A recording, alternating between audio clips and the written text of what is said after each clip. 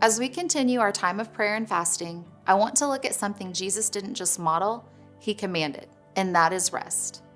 It's the one commandment that can sometimes feel like a great suggestion, not a necessary practice. It sits right up there with not having idols, not murdering, and not committing adultery. So if you keep 9 out of 10 commandments, not bad, right? Not quite. From the very beginning, we see God model rest. The same God who spoke light and the galaxies into existence with a word. If anyone didn't need rest, it would be him. Yet still, in his infinite wisdom and power, he rested. And today, he's calling us to do the same. Psalm 127:2 says, "In vain you rise early and stay up late, toiling for food that brings you sorrow. For while you sleep, the Lord provides for those he loves." I know we've all probably found ourselves guilty of burning out, striving, trying to make things happen in our own strength, and it always leaves us on empty. But look at that last part. While you sleep, the Lord provides for those he loves. That is so encouraging.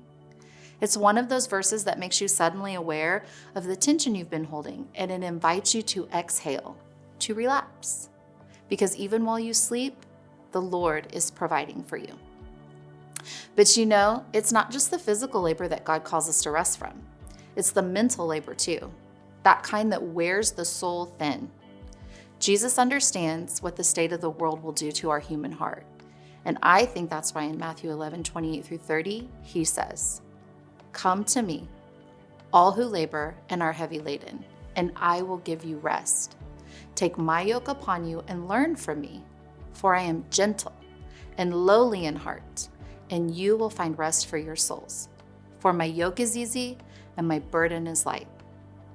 That word yoke refers to a wooden frame connecting two animals like oxen so that they could share the weight of a heavy load.